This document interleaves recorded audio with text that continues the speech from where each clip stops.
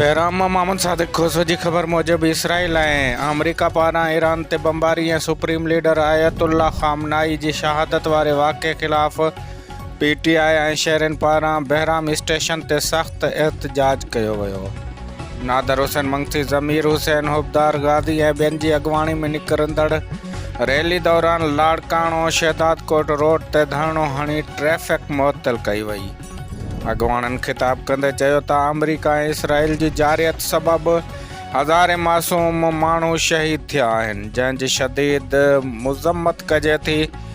आलमी इदारा फ़ौरी तौर ते मुदाख़लत करे ईरान ते हमला ऐं जारी जंग बंदि कराइनि। सुप्रीम लीडर जी शहादत ते पूरी क़ौम हिकु आवाज़ आहे ऐं आलमी बिरादरी खे उन जो नोटिस वठणु घुरिजे। नाज़रीन, बहराम में इसराइल ऐं अमरीका ख़िलाफ़ ईरान ते बमबारी ऐं सुप्रीम लीडर सैयद आयतुल्ला ख़ामनाई जी शहादत वारे वाक़े ख़िलाफ़ PTI ऐं शहरियुनि पारां बहराम स्टेशन ते सख़्त एहतजाज कयो वियो।